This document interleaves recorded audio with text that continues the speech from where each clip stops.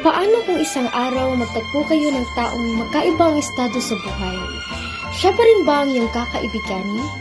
Sa isang mundo kung saan ang yaman ay kapangyarihan at ang kahirapan ay tila kasalanan, sila ba ay manatiling magkakaibigan o wawasakin din ng hindi pagkakaunawaan? Isang kwento na pupukaw sa inyong mga puso't isipan.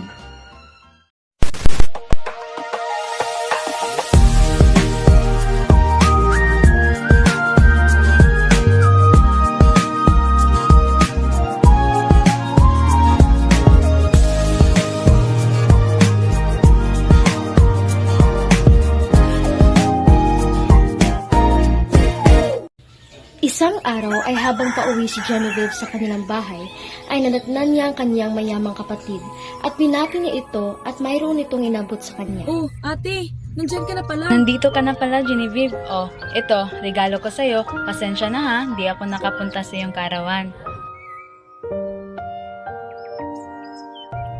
Wow, salamat ate ah.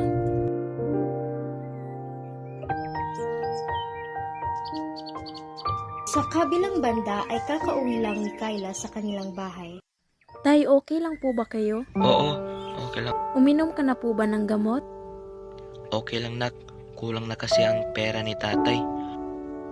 Nako, okay lang yan, Tay. Basta may panggamot ka lang. Akin na po, ako na po ang bibili. Kinabukasan sa paaralan ay nagkita sila sa Pentagon upang mananghalian.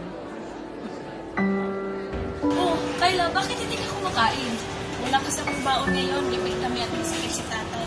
Oh, hati na lang tayo. Talaga ba?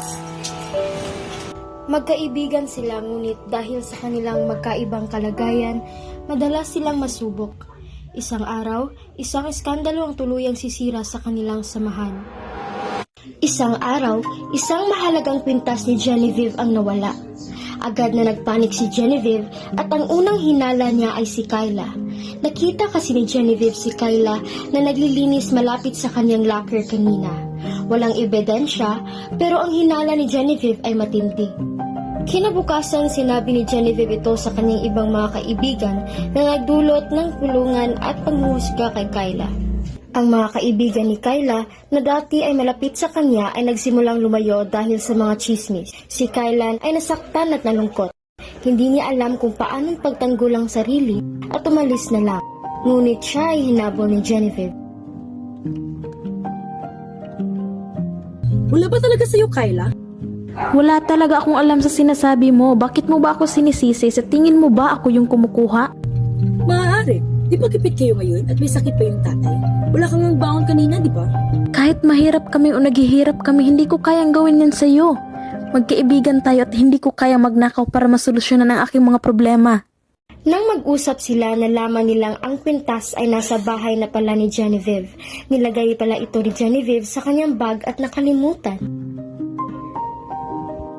Kayla! Pasensya pala sa aking maling hinala. Nasa bag ko lang pala yung pintas na akala ko'y kinuha mo. Patawarin mo sana ako. Okay lang yun, Genevieve. Sa susunod, huwag mo nalang ulitin lalo na't wala ka pang ebidensya. Napatawad na kita. Nagyakapan sila at nagkasundo na nakalimutan na ang nangyari. Mula noon, mas naging malapit sila sa isa't isa. Natuto si Genevieve na huwag magmadaling maghusga at maging maingat sa kanyang mga salita.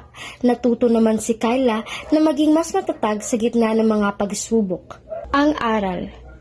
Ang tunay na pagkakaibigan ay hindi nasusukat sa kayamanan o katayuan sa buhay, kundi sa pag-unawa, pagtitiwala at pagpapatawad. Kahit na may mga drama at pagsubok, ang pagkakaibigan ay mananatili kung may pagmamahal at paggalang sa isa't isa.